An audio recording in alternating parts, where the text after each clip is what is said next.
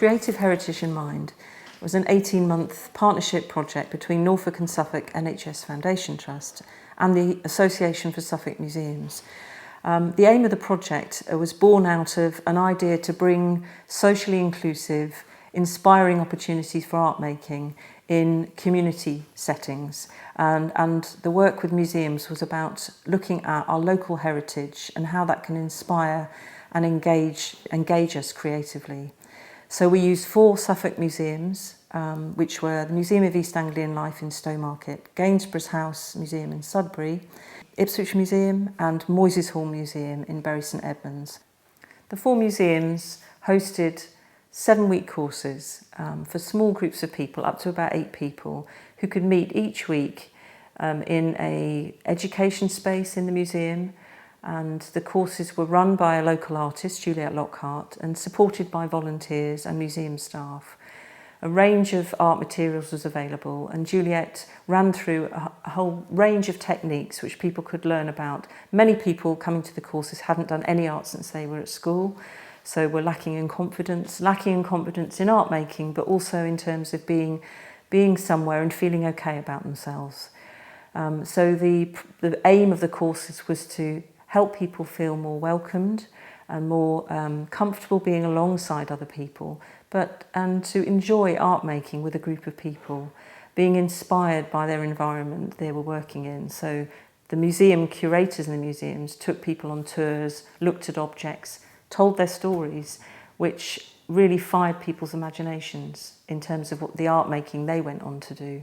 What's great about this project is it involves the museum. It's not just booking a room and her coming and doing a course. I've been able to get involved and tell people about the collections, which they've then used to inspire their work.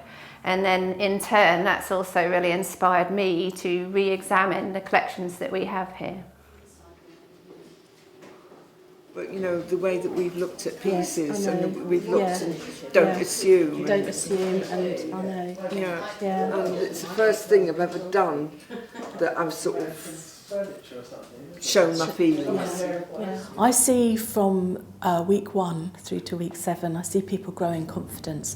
I see them starting to take ownership of the space, to interact with each other.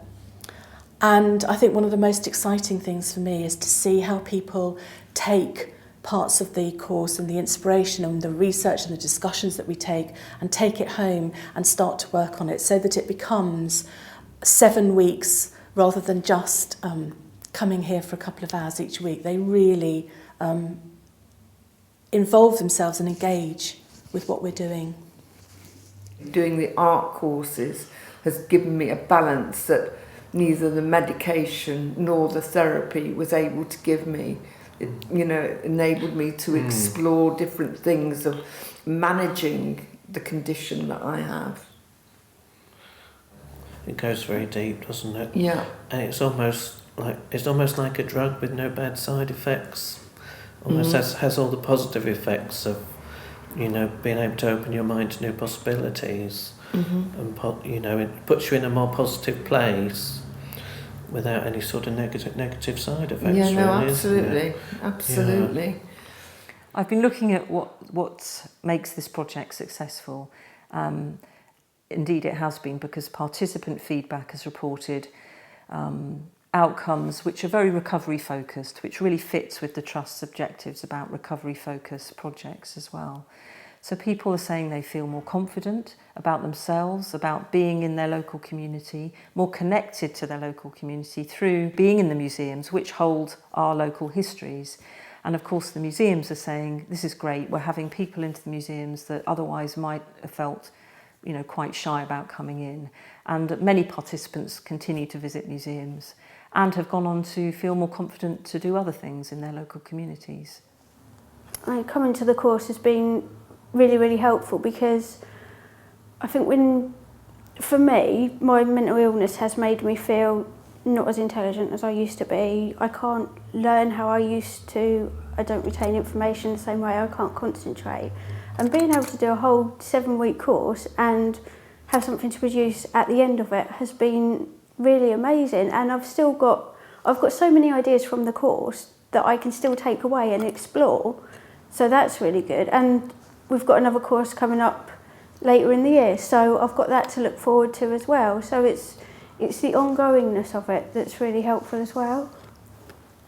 The Trust supported my involvement and my time in the project to help work with participants and understand the recovery outcomes.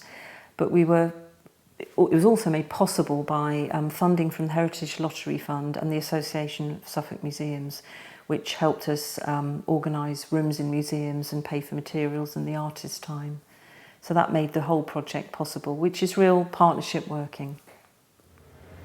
From a personal point of view, this project has been a real eye-opener, both in terms of the knowledge I've gained from working with people in mental health.